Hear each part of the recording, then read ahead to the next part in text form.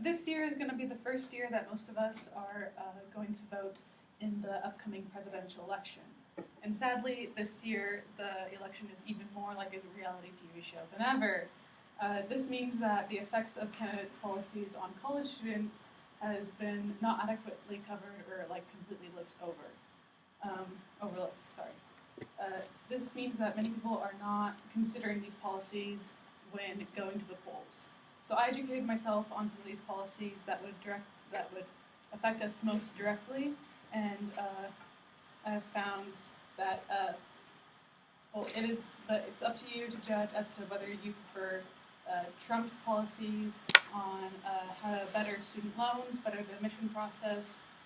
and create more jobs, or Clinton's policies on how to changing the minimum wage, creating debt-free college, and making in-state tuition free for some. Starting with Trump, he plans on having private banks give out student loans instead of the federal government. This would mean that this is to ensure that students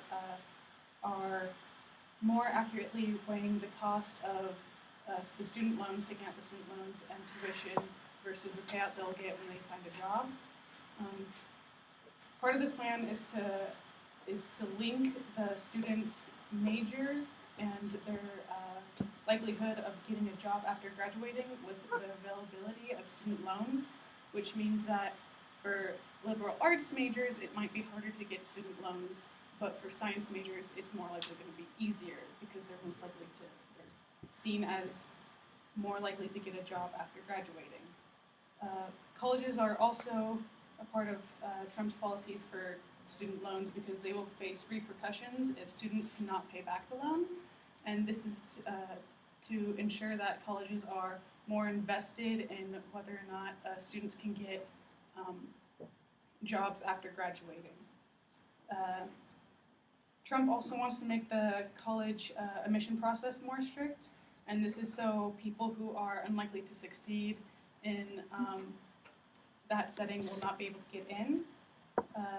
He also intends, as for our plans after college, he intends on making more private sector jobs, and he's even quoted to say, "I don't want to raise the minimum wage, I want to create jobs so people can get much more than that, so they can get 5 times what the minimum wage is." So essentially for him, creating jobs is intended to be a long-term solution, as a minimum wage raise is a short-term solution. On the other hand, however, Clinton plans on raising the minimum wage to $12 an hour to make it easier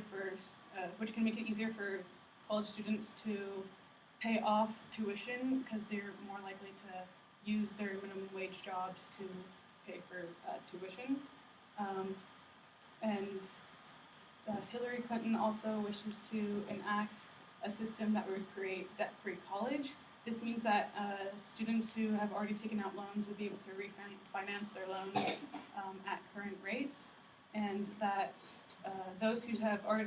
are going to take out loans would not have to pay more than 10% of their income, and after 20 years, all their debts would be forgiven. As for in-state colleges, Clinton plans on making tuition free for low and middle income students. So any student whose family earns $85,000 or less would be eligible at first, and then the income level would go up by $10,000 every year until 2021, where anyone whose family makes $125,000 a year or less would be able to go tuition free. So please consider these policies when you go to the polls this November and make the most informed decision you can about the election.